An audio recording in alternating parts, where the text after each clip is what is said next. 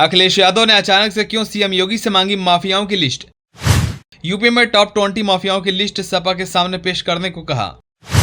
अब क्या 2027 से पहले योगी सरकार दे पाएगी टॉप 20 माफियाओं की लिस्ट? आखिर क्यों अखिलेश ने अचानक से मांगी माफियाओं की लिस्ट, चलिए आपको बताते हैं। 2027 में यूपी में विधानसभा चुनाव होने हैं, जिसे लेकर अभी से पार्टियों ने तैयारियां शुरू कर दी है। वहीं इसी बीच अखिलेश यादव ने बीजेपी पर जमकर हमला बोला। अखिलेश यादव ने यूपी टॉप 20 माफियाओं की लिस्ट की मांग कर दी है। अखिलेश यादव ने कहा कि डबल इंजन की सरकार का हर इंजन ईंधन के जुगाड़ में लगा हुआ है। अखिलेश यादव ने बीजेपी को आड़े हाथों लेते हुए कहा कि बीजेपी से बड़ा कोई माफिया नहीं हो सकता, बीजेपी के लोग माफियाओं की तरह काम कर रहे हैं। इसके साथ ही अखिलेश यादव ने योगी सरकार से टॉप 20 माफियाओं की लिस्ट जारी करने की मांग की है। अखिलेश यादव ने कहा कि गोरखपुर में टॉप 10 माफियाओं में किसका किसका नाम आता है। आपको बता दें कि अखिलेश यादव ने अपना ये बयान अपने पार्टी ऑफिस में प्रेस कॉन्फ्रेंस के दौरान दिया।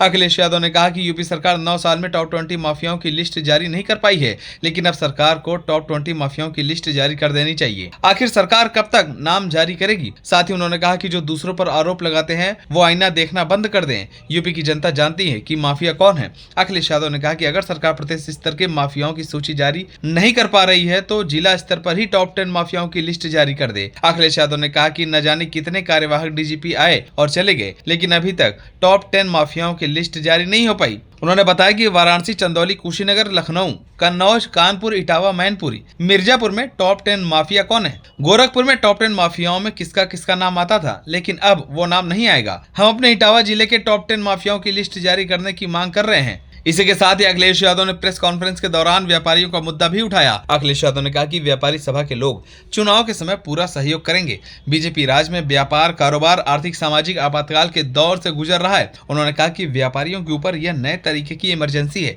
एक साल में 35,000 MSMI कंपनियां बंद हुई है। व्यापारियों के पास व्यापार चलाने के लिए भी पैसा नहीं है। व्यापारियों को परेशान करने के लिए जीएसटी विभाग टारगेट फिक्स करके चलाता है। अधिकारी व्यापारियों की सुरक्षा में खतरा बन गए हैं। वहीं लखनऊ के सुशांत गोल्फ सिटी थाना क्षेत्र में महिला पत्रकार से हुई छेड़छाड़ पर अखिलेश यादव ने कहा कि अगर एक महिला पत्रकार को न्याय नहीं मिल रहा है तो सोच लीजिए कि कानून व्यवस्था कैसी है। हमें उम्मीद है कि हमारे माध्यम से सरकार तक इनकी बात पहुंचेगी।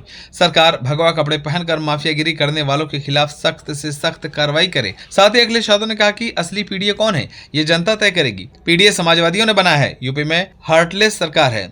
सपा मुखिया अखिलेश यादव ने अपना हमला जारी रखते हुए आगे कहा कि ऑनलाइन की चुनौती की वजह से हमारे बहुत सारे ट्रेडिशनल व्यापारियों का नुकसान हो रहा है।